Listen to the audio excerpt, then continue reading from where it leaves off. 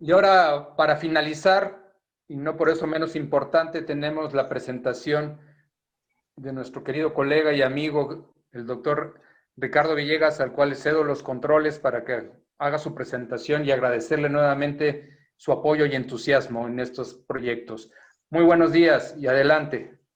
Gracias, Ismael. Un gusto saludarles. Un saludo desde México, desde Puebla, y muy contento de estar en esta tarde con ustedes para platicar brevemente acerca de los derechos de autor en el ámbito de los repositorios institucionales y cómo es que desde Infoestratégica estamos diseñando cursos en línea y cursos presenciales para entender y atender todos estos temas. Para ello, bueno, pues he preparado la presentación que ustedes ya están visualizando y partimos de una idea muy general que es el de dimensionar la economía de la información, es decir, ubicarnos en el contexto de una sociedad de la información que se mueve hacia la sociedad del conocimiento y en la que se valora de una manera preponderante el valor de la información, entendida esta precisamente como un bien inmaterial que está regulado por leyes, en este caso, en materia de propiedad intelectual. Sabemos entonces que la propiedad intelectual es una serie de ramas jurídicas que se ocupan precisamente de proteger a los bienes intelectuales en función de la aplicación que estos puedan llegar a tener. Y en ese sentido, bueno, pues prácticamente todas las legislaciones de América Latina seguimos la misma tendencia y dimensionamos a la propiedad intelectual como un monopolio legal, es decir, como los beneficios que se otorgan para que estos creadores de bienes intelectuales por tiempo determinado puedan explotar sus propios bienes en el mercado y en sentido contrario, pues también excluir a terceros de la utilización inadecuada de esos bienes. Nosotros, bueno, por supuesto, atendemos en un primer momento los tres grandes elementos de la propiedad intelectual y prestamos particular atención al tema de los derechos de autor, que como dice nuestra diapositiva, se ocupan de proteger a las expresiones humanas, pero también a las interpretaciones de esas expresiones humanas o inclusive a la distribución. Entonces, en ese sentido, bueno, pues nos enfocamos al rubro de los derechos de autor y los entendemos como lo define la propia Organización Mundial de la Propiedad Intelectual, en el sentido de dimensionarlos como un conjunto de facultades que están encaminadas precisamente a proteger a los intereses de los creadores de estas obras literarias y de estas obras artísticas. Pero también, como la misma Organización Mundial de la Propiedad Intelectual nos lo refiere, se dimensiona también el derecho que le corresponde a los usuarios de los contenidos y con eso se busca alcanzar un equilibrio entre la protección que merecen los autores, pero también el derecho de acceso a la información. Con ese escenario en general, lo que hacemos es un repaso sobre los principios generales de los derechos de autor que en términos doctrinarios se ubican en tres grandes escenarios.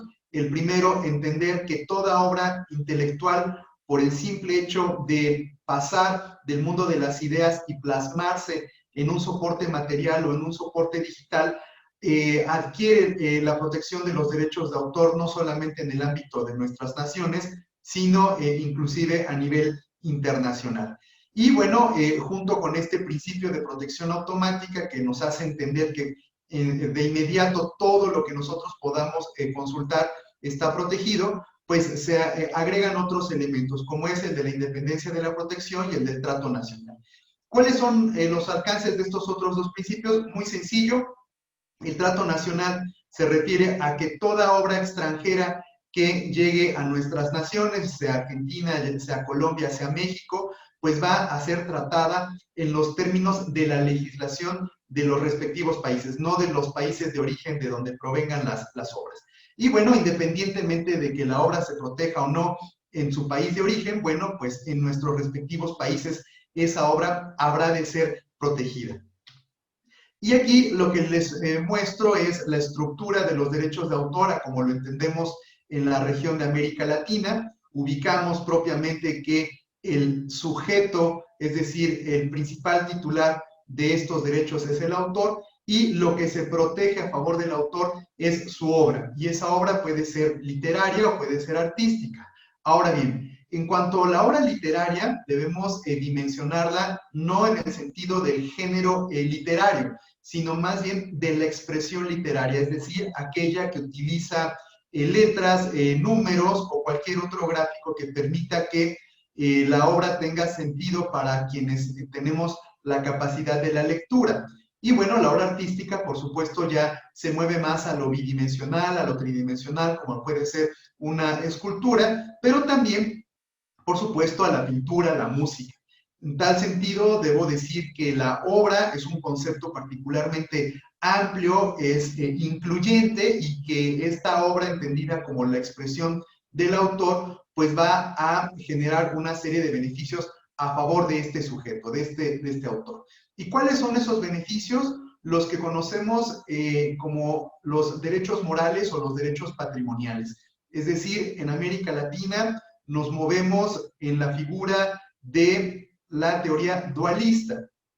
¿Qué quiere decir esto? Bueno, pues que los autores, una vez que han adquirido de manera automática, es decir, sin que medie un procedimiento administrativo, adquieren este conjunto de derechos tanto morales como de carácter económico. Y para dar algunas palabras acerca de estos dos grandes conceptos, deberíamos dimensionar a los derechos morales como una esfera de protección personalísima, en la que el autor tiene a su favor una serie de facultades, como es el de decidir si su obra se habrá de divulgar, entendida la divulgación como una voluntad más allá de un acto como lo pudiera ser posteriormente la publicación. La divulgación es una decisión personalísima del autor, y que, bueno, junto con ella se suma la figura de la paternidad, es decir, esta obligación que tenemos nosotros como ajenos a la creación de la obra para reconocer a el autor y su obra, es decir, la relación que existe del nombre del autor o de la autora con respecto a su propia obra, y entonces nosotros, los ajenos a la creación de la obra, estamos obligados a reconocer la paternidad de esa obra. Y bueno, en ese sentido de obligatoriedad que tenemos nosotros, los ajenos a la creación de la obra, está igualmente la de respetar esa obra en la forma íntegra en la que se nos presenta, en la que se nos hace llegar o conocer. Y bueno, por el otro lado, sumar la figura del retracto, es decir, esta facultad que tiene el autor de decidir retirar la obra del mercado o del espacio en el que la haya dado a conocer. Como pueden darse cuenta, estos derechos se caracterizan porque no podemos asignarles una valoración económica, y bueno, pues su existencia no solamente nace junto con la obra, sino que se extiende inclusive a lo largo de la vida del autor y más allá de la vida del autor, siendo los herederos y a veces hasta el mismo Estado el que se ocupa de hacer valer estos derechos morales. Y por el otro lado tenemos a la figura de los derechos patrimoniales, entendidos como este conjunto de facultades que se le conceden al autor por parte del Estado para que pueda obtener un retorno de la inversión intelectual que se ve reflejada en la propia obra. Y bueno, en este sentido resalta la figura de la reproducción, entendida la reproducción como cualquier acto mecánico o digital que permita la generación de ejemplares derivados de aquel original. Y bueno, en ese sentido sabemos que la tecnología nos asiste de una manera considerable, en el punto tal que pues prácticamente a veces es imposible identificar cuál es el ejemplar o la copia respecto a el original, precisamente por la calidad que actualmente es posible alcanzar con los actuales medios digitales que tenemos a nuestro alcance. Entonces, la reproducción es un concepto particularmente amplio, y que, bueno, pues en un segundo momento permite que la obra sea comunicada a nosotros como los ajenos a la obra y que con la asistencia de nueva cuenta de diferentes medios tecnológicos pueda ser transmitido, ya sea por medios inalámbricos o alámbricos, y derivado de ello, bueno, pues que se pueda distribuir para fines comerciales, se pueda inclusive exportar. De tal suerte que esta teoría dualista que impera en todos los países de la región de América Latina y por supuesto aquellos que también sigan la doctrina latina, pues va a ser la modalidad típica que le otorga los estados por la vía de las leyes a los autores, insisto, sin que los autores siquiera hayan tenido la obligatoriedad de registrar su obra. De tal suerte que, bueno, nosotros los que hacemos uso de las obras, debemos en un primer momento tener conocimiento del alcance de cada uno de estos conceptos y ver cómo en determinado momento estos derechos pueden impactar en nuestro actuar. Pienso, por supuesto, en el término de los repositorios, en donde la simple citación de la obra, es decir, o el reconocer el derecho de paternidad, pues no me excluye del cumplimiento del respeto a los derechos patrimoniales, como decía, se deben entender como este conjunto de facultades que le generan un beneficio económico o aspiran generarle este beneficio económico a el autor y por supuesto eventualmente a su editor. Y bueno, nosotros lo que hacemos en los cursos de formación o de capacitación que ofrecemos es colocar toda la teoría del derecho de autor frente a otra teoría particularmente importante que es el derecho a la información. Este otro concepto, por supuesto, lo ubicamos desde el máximo ordenamiento jurídico que puede existir, que es la Declaración de los Derechos Humanos, y dentro de ese mismo catálogo de derechos se hace referencia a al derecho a la información. Y el derecho a la información, bueno, pues ustedes como profesionales de la información lo entenderán mejor, que se divide en dos grandes componentes. El primero, el derecho a la información como un acto de consumo social y una segunda perspectiva como un acto de comunicación social.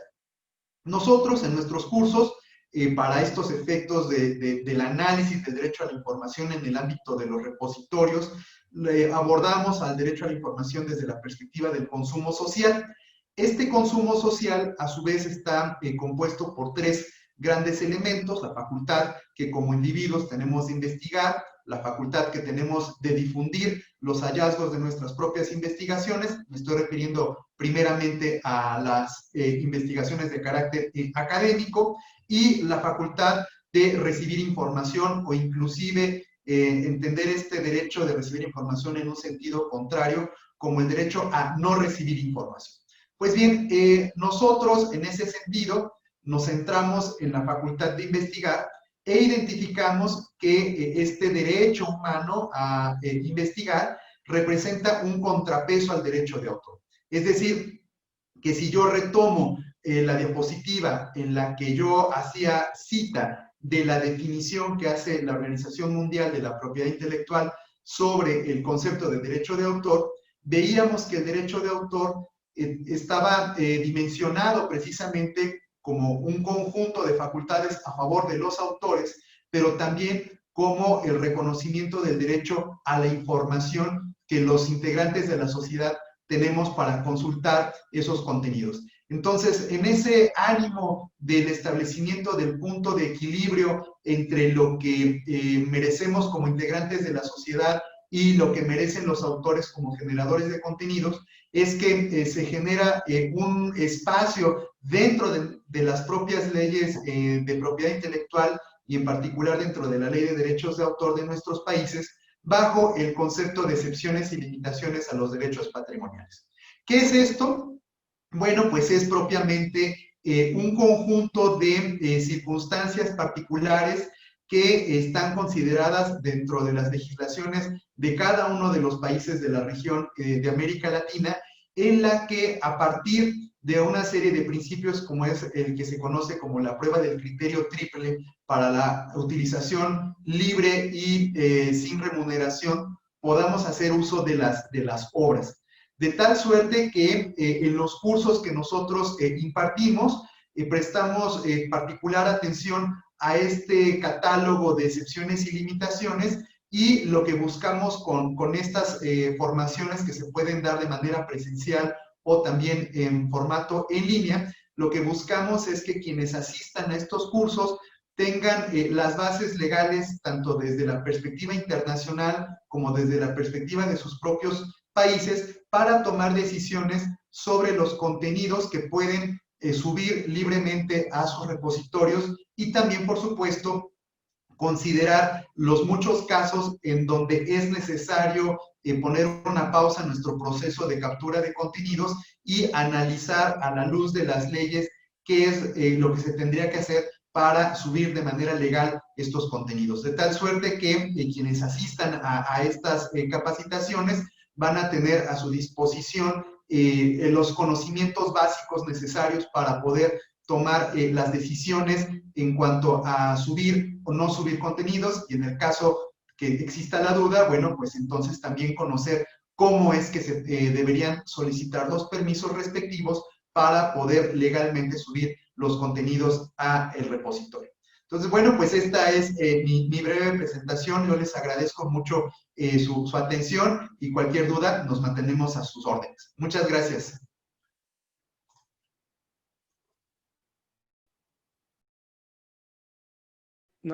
Muchísimas gracias, Ricardo. Como siempre, muy puntual y muy claro en tus exposiciones. Y les reitero a las personas que nos acompañan que a través del IMAC, que es nuestro brazo académico, estamos proporcionando los cursos sobre derechos de autor en ambientes digitales. En el chat pusimos ya la liga. Les agradezco muchísimo y ahora daremos paso a responder algunas de las preguntas que afortunadamente han sido muchas, y también agradecer todas las felicitaciones que nos están llegando a través del chat a todos nuestros magníficos ponentes por su claridad y profundidad en los temas. Muchísimas gracias a todos por sus comentarios. Le voy a dar inicio a la sesión de preguntas y respuestas de acuerdo conforme nos fueron llegando. Maylene Garro, de Costa Rica, nos pregunta, ese GLAM, que realmente lo que es nuestra solución GLAM, se llama Kraken, nos pregunta si es capaz de cosechar otros repositorios y si tienen repositorios cosechados en este momento. También nos pregunta si es capaz de comprimir los videos y los audios cuando los suben.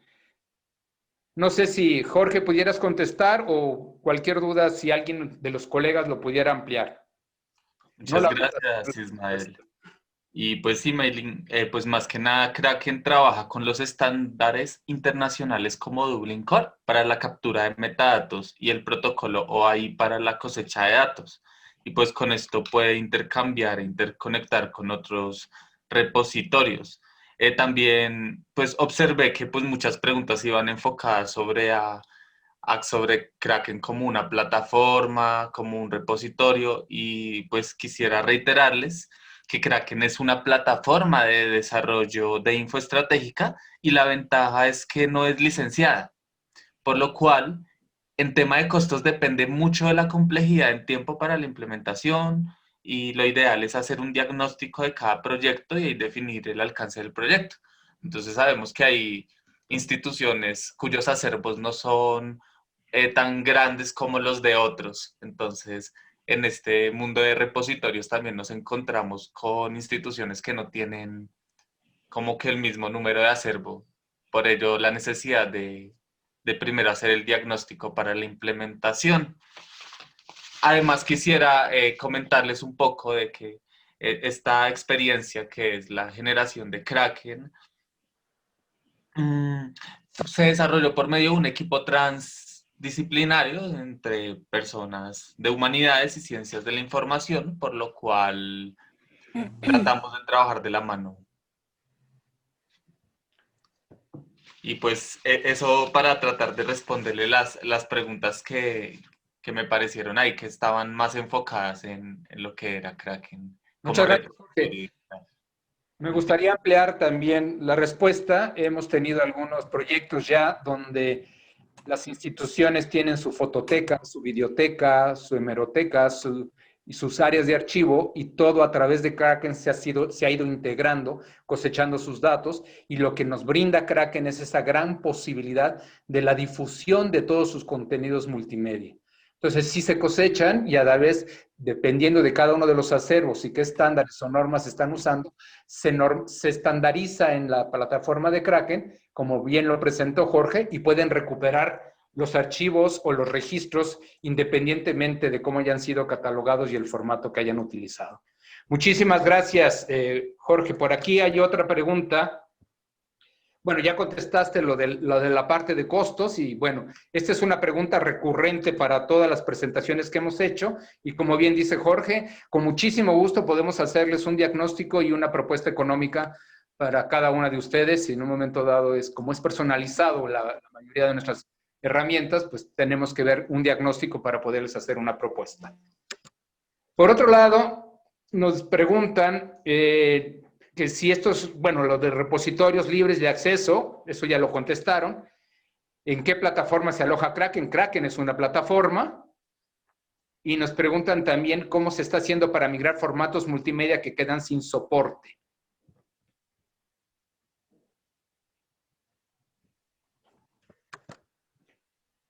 No sé si algún compañero de Infoestratégica nos pueda contestar esta pregunta. Sí, hola. Sí, en ese sentido ya estamos trabajando con otro software para poder migrar todo lo que son todos los contenidos que se están quedando obsoletos a nuevos formatos. Pero esa es una plataforma que no presentamos en esta ocasión, esperamos pronto, ya que tengamos más avances. Sin embargo, pues dentro de los repositorios que tenemos actualmente, hay la opción de poder ir agregando los nuevos formatos, pero la migración como tal, no están en alguno en este momento, pero sí tenemos una solución para ello. Muchas gracias. Ya aprovechando que estás ahí, mi querido Guillermo, también nos están preguntando, ¿cómo puedo mirar las estadísticas de DSpace? Sí, en ese sentido, por ahí voy a hacer la pregunta de un plugin. Sí, sin problema se puede incorporar el plugin que ahí mencionan. No lo hemos incorporado ese en particular, sé que hay que solicitarlo y es gratuito y sí tiene soporte para DSpace, entonces sin problema se puede incorporar. También vi vi que están también como nosotros ya ansiosos de que se libere la versión 7. La versión 7 tiene mucho tiempo que no sabemos, todavía no se ha actualizado, pero creemos que pronto va a salir. Y hay muchas mejoras, entre eso es la parte de estadística y otras cosas. Esperemos que lo de multimedia. Ahorita se ve, la estadística es simple, también es simple en cuanto a que nos da estadísticas generales de cuáles fueron los ítems más vistos, más descargados, cuántas personas entraron, de qué países, de qué meses. Si queremos ver más general como tipo Google Analytics, se puede también incorporar las estadísticas de Google Analytics para que el repositorio vaya le dé información allá. Gracias, Memo. También hay otra pregunta de Elisa Cruz que nos dice que si todas las versiones de DSpace tienen administradores, superadministradores, supervisores, etcétera. Sí, en todas las manejan. En las primeras es un poquito diferente, pero los flujos de trabajo siempre han existido desde la versión 1. Ahorita vamos en la liberada, en la versión 6.3, algo así. Estamos en la versión 6 ahorita. Y como lo comenté, estamos con ansias ya que llegue la 7, pero sí, en todas las versiones se utilizan los flujos de trabajo. También hay otra pregunta que nos dice cómo integrar el OPAC con DSpace, si se puede realizar. Sí, se puede hacer mediante cosechas OAI. Si el OPAC tiene el OAI, el protocolo OAI, se activa desde el OPAC y desde DSpace es muy sencillo, solamente se le da el parámetro de la URL y otros 2 parámetros más, son 3, y con eso va y se cosecha y se trae todos los registros que le indiquemos.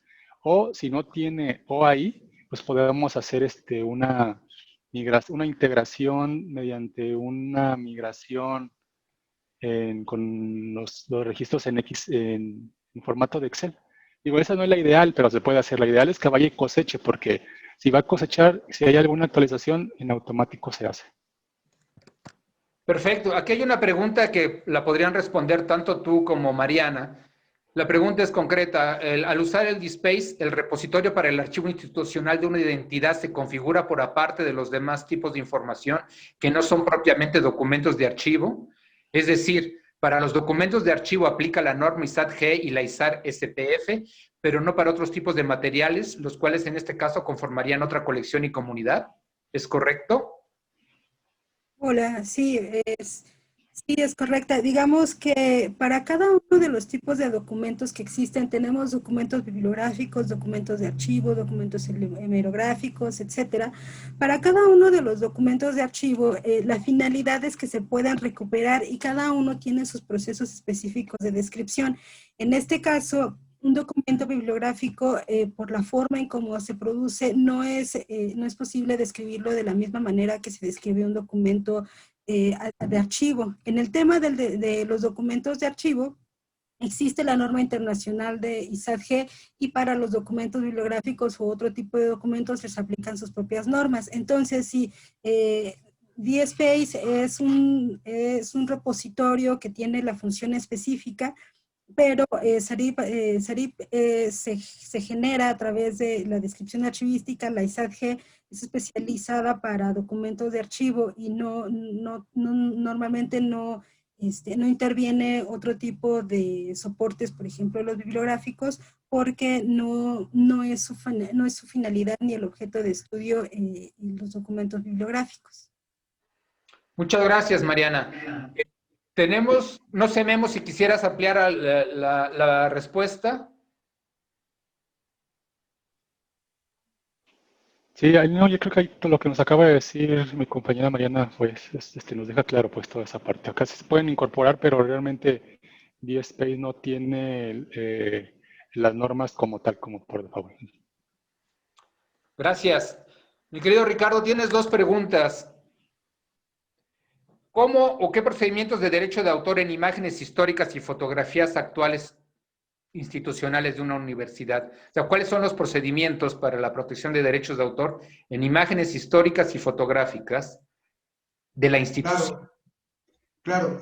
Pues miren, a partir de los principios internacionales que rigen en la materia, decíamos que toda obra intelectual se protege de manera automática, independientemente del momento en el que se haya creado o las circunstancias bajo las cuales se haya creado. Entonces, en automático podríamos decir de manera muy general que esas imágenes están protegidas a favor de quien las haya creado, independientemente de que esa persona esté viva o no, de tal suerte que el tomar la decisión de digitalizarlas y subirlas en un repositorio no es algo que podamos resolver a partir de lo que estrictamente diga la ley, sino además haciendo un análisis particular del caso por caso. Entonces, creo que la pregunta es muy buena en el sentido de que nos permite abundar en esta idea de que el derecho de autor es un tema de casos y no de generalidades, y que por tanto se reitera la importancia de estudiar la legislación en la materia y aterrizarla al caso en particular que tengamos para poder tomar una decisión. Samuel nos hace otra pregunta dirigida a ti, Ricardo. Dice, si tengo una obra, ya sea literaria, artística, y la persona está muerta, me imagino al autor, ¿a quién debo acudir para poder publicarla? Claro, por supuesto. Pues hablábamos que es voluntad personal del creador de la obra el divulgarla y eventualmente el de publicarla. Entonces, estos derechos morales tienen una persistencia inclusive por más allá de la vida física del autor o de la autora, y este autor en vida debió haber dejado algún testamento para que a su nombre, posterior a su muerte, alguien pudiera dar continuidad a esta voluntad de la publicación. Entonces, el primer punto es precisamente el indagar si es que existe un testamento, y como eventualmente nos sucede en el ámbito de las bibliotecas, desafortunadamente no existe tal figura. Por tanto, en la ausencia de alguien que nos pueda dar la precisión sobre la publicación o no, no podemos o no debemos nosotros aventurarnos como bibliotecarios en la publicación de la obra, porque estaríamos violentando un derecho de divulgación, un derecho de publicación, y en la práctica les puedo comentar que eventualmente se nos han presentado casos en los que aparentemente no existe ningún heredero, y cuando lo publica la biblioteca por la vía de un repositorio o algún otro medio, en ese preciso instante aparece el heredero porque se siente de alguna forma afectado, y porque, bueno, también habrá que decirlo, eventualmente pudiera aparecer con un fin exclusivamente de carácter económico. Es decir, recordar que quienes trabajan en bibliotecas no trabajan de manera individual, sino que trabajan en el amparo, bajo el amparo de una institución, y siempre es llamativo para los individuos demandar a las instituciones, ¿no? Por eso es que es muy pertinente ser muy cuidadoso con las decisiones que se toman en cuanto a subir contenidos digitales a las plataformas. Dice otro de los participantes, ¿qué pasaría con las licencias Creative Commons? Claro, las licencias Creative Commons son un modelo que crea un abogado de Estados Unidos que se llama Lawrence Lessig, que no se opone a la teoría del derecho de autor, sino que la viene a complementar.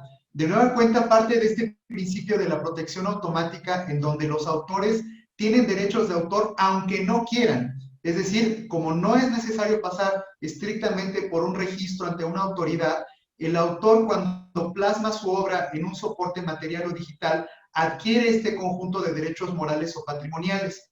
Y bueno, ante ese escenario, este abogado norteamericano lo que propuso es precisamente el que el autor pueda decidir cómo es que se utilizan sus obras, permitiendo en gran medida una libertad de uso.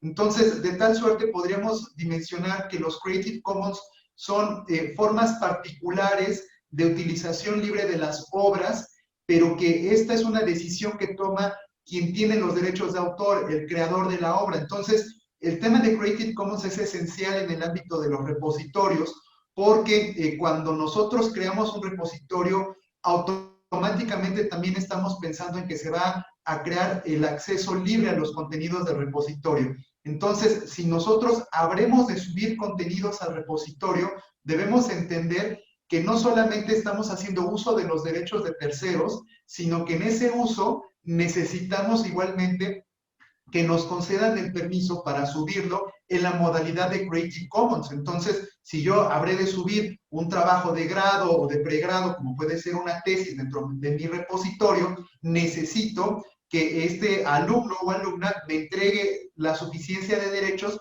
no solamente para subir la obra al repositorio, sino también para subirla bajo una licencia Creative Commons. Gracias. Otra pregunta más. Hay varias preguntas sobre derecho de autor y esto me da pie a anunciar nuestro curso a través del IMAC. Le hemos puesto en el chat, lo volveremos a poner. Es un curso que lo llevaremos a cabo del 19 al 22 de octubre, de 9 a 12 de la mañana todos los días, con nuestra plataforma también a distancia que es Edunet. La otra pregunta de uno de nuestros participantes es, ¿cuánto tiempo puede utilizar un video sin violar los derechos de autor? Claro. Esta es una respuesta que nos da la legislación de cada uno de los países, pero lo cierto es que ninguna ley nos define tiempos, minutos, segundos, no sucede eso. Lo que sucede es que las leyes nos refieren a este principio de la prueba del criterio triple para el uso libre de las obras, en la que, entre otras cosas, lo que debemos dimensionar es la sustancialidad de lo que estamos tomando respecto a la extensión total de la obra. Entonces, si yo estoy tomando, por decir, 30 segundos de una obra que dura 2 horas, bueno, pues definitivamente es una parte minúscula que no está sustituyendo a la persona que nos está visualizando nuestro trabajo, pues no lo sustituye de la oportunidad de ver la obra en su conjunto. Entonces, no podemos en ningún momento hablar de segundos o de palabras o de minutos o de cantidades de párrafo. Siempre se tiene que hacer un análisis de la extensión total de la obra respecto al contenido, y del contenido la sustancialidad que estamos tomando del contenido. 2 preguntas más. Dice, Quisiera preguntar si publicas en redes sociales, ¿de qué manera protejas tu obra o tu documento? De nueva cuenta, bajo el principio de protección automática, la obra automáticamente se protege una vez que está soportada en un bien material o en este caso, como nos lo comentan, en un archivo digital. Entonces, por simple que parezca, si yo escribo un tweet de 140 caracteres o posteo algo en Facebook, eso automáticamente está protegido a mi favor a nivel internacional. Claro que hay algunas legislaciones, es el caso de la legislación mexicana, que inclusive adiciona un trámite de registro de obra, que es un registro de buena fe que se obtiene en escasas horas, 3, 4 horas, y a un costo muy accesible. Entonces, los certificados de registro que se expidan por parte de algunas oficinas de propiedad intelectual dentro de los países vienen a ser una adición administrativa a lo que de manera automática ya las legislaciones están considerando como una protección. Dice, ¿qué pasa si los derechos de publicación o reproducción de la obra literaria o musical se cedieron a algún concurso por parte del autor que haya creado una institución pública? Claro, ese escenario es muy común en el ámbito de las convocatorias, ¿no? Entonces, si alguien participa en una convocatoria para, pienso yo, hacer un himno nacional o cualquier obra de carácter intelectual o de carácter musical, por ejemplo, pues sabemos que dentro de las reglas de las convocatorias se establece la obligatoriedad del autor para que ceda los derechos a favor de los organizadores. Si los organizadores no tienen esos derechos, pues simplemente no pueden inclusive dar el premio. ¿Por qué? Pues a lo mejor el premio es la publicación de la obra o la grabación de la obra. Entonces, si los organizadores no tienen los derechos de reproducción, pues no pueden propiamente cumplir con su objetivo, que es el de premiar la obra por medio de la publicación. Entonces, en efecto, se ceden los derechos, no solamente en el ámbito de los premios o de las convocatorias, sino también en una gran cantidad de circunstancias. Si digitalizo un libro y lo pongo en el repositorio con acceso solo para estudiantes, ¿estaría reñido con la ley de derechos de autor?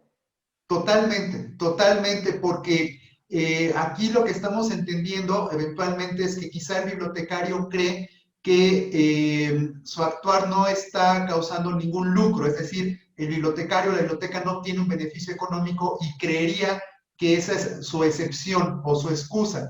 Sin embargo, sabemos que sí hay un daño económico porque el editor y el autor dejan de percibir el costo o el beneficio que le correspondería por la comercialización o venta de cada uno de los ejemplares que pues ya no pudieron vender, dado que se distribuyeron de manera gratuita interna al interior de la institución. Entonces, sí hay una responsabilidad, y es una responsabilidad grave, porque la demanda, cuando se redacta, se hace en el sentido de multiplicar la cantidad de veces que se descargó la obra dentro de, en este caso, la intranet, y se multiplica por el número de ocasiones, por el costo unitario de la obra, y a eso se le carga por lo menos el otro 100% argumentando daño moral. Entonces es una decisión muy delicada la que una biblioteca digitalice un libro para uso de su propia comunidad.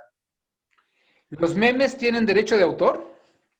No tienen como tal, no tienen derecho de autor, en el sentido no que no lo tenga por principio legal, sino porque comúnmente no se ejerce el derecho de autor por parte de quien creó el meme. ¿Se pueden usar los links de obras con derechos de autor? Sí, claro, los pueden poner, pero exactamente como lo dicen, como un link. Nunca pongan de manera embebida la obra dentro de su propia plataforma, sino que solamente pónganlos a nivel de referencia bibliográfica. Dice, ¿cómo se manejan el patrimonio intelectual en DSpace? No sé. De igual forma, la pregunta es muy buena. Nosotros en el curso que ofrecemos proponemos la elaboración de una política de derechos de propiedad intelectual al interior de los repositorios, porque es necesario articular algunas reglas básicas para quienes son tanto los administradores del sistema como quienes son los usuarios, y en ese sentido creamos al interior de este curso que ofrecemos una serie de documentos o instrumentos que permiten precisamente esclarecer los derechos y evitar caer en algún tipo de problema. Dice nuestra amiga Angélica Jacqueline Osorio, se sabe que el DSpace es Open Access, pero para la creación del handle, ¿tiene algún costo? Perdón, saltamos con Guillermo.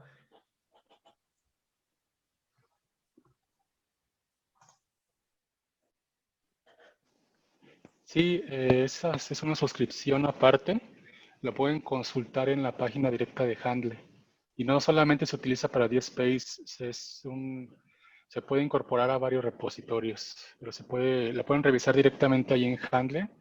Ahorita se las pongo aquí en el chat, la página.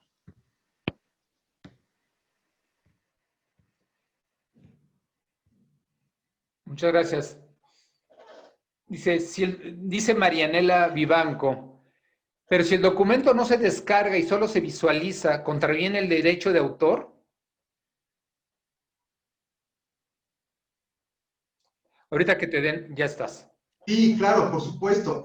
A ver, el concepto de reproducción es un concepto muy, muy amplio y por reproducción inclusive se entiende la proyección del texto sobre una pantalla de computadora o un monitor. Entonces, la reproducción no se refiere a la impresión en un formato bidimensional, sino la reproducción en esta amplitud del concepto se refiere a inclusive la simple proyección del contenido en una pantalla. Entonces, sí puede ser violatorio. También nos preguntan si el libro está en Google, ¿lo puedo utilizar sin violar los derechos de autor? Lo puedes utilizar para tu consulta personal, pero lo que no deberías hacer es trasladar el contenido de Google a tu propia plataforma como lo pudiera hacer tu repositorio.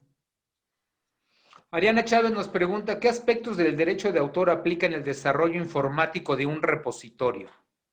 Todo, porque habrá que entender inclusive que el repositorio por sí mismo es una obra intelectual a favor de la institución que la está trabajando. Entonces, no solamente el repositorio es este espacio en donde electrónicamente se depositan contenidos intelectuales, sino que la operación del repositorio por sí misma es un bien intelectual. Entonces existe una figura que se conoce como los derechos sui generis que protegen precisamente a las bases de datos y en este caso el repositorio se protege en virtud de la forma en la que se organizan sus contenidos y que derivado de esa organización es que se permite una adecuada utilización y ubicación de los contenidos. Entonces, la respuesta es todo el ámbito del derecho de autor impacta directamente en el rubro de los repositorios.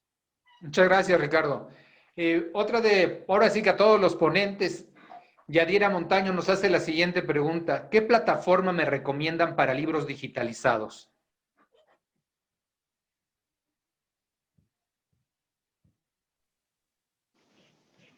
Sí, hola, ahí sí, primero, recordar lo que nos dijo el maestro Ricardo. Si tienen ya los derechos ustedes de autor y ya los pueden subir, digo, primero hay que contemplar eso.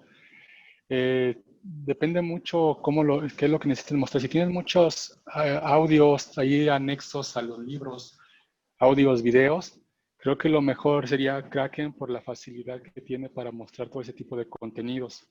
De otra manera sería DSpace, que además de también pueden estarse ahí cargando audios y videos sin problema, pero recuerden que la manera en que se visualizan es mediante descargas. Entonces, esa sería nada más la recomendación. Si tienen mucho multimedia en los libros, irse mejor por esa parte, por Kraken y si no por DSpace. Muchas gracias. Nos pregunta Willy Ayenis Martínez de León, si el libro trae su CD, ¿no se lo puedo compartir a mis alumnos?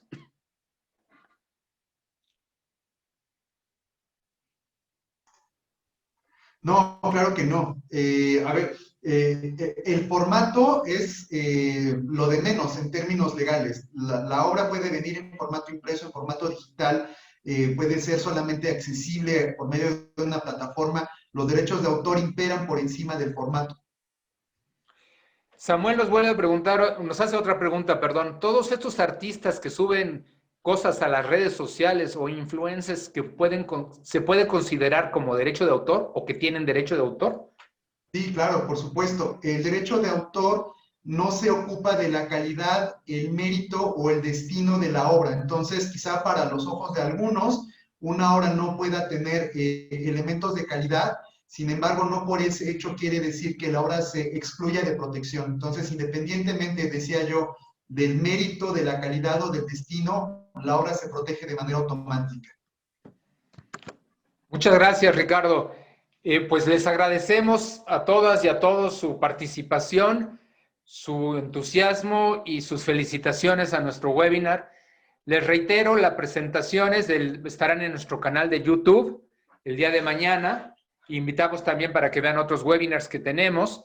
En el caso de las presentaciones que están en PowerPoint, tanto la introducción como la de derecho de autor, con mucho gusto podemos compartir. La otra parte estará en el canal de YouTube porque han sido en vivo y están en las plataformas que hemos mostrado.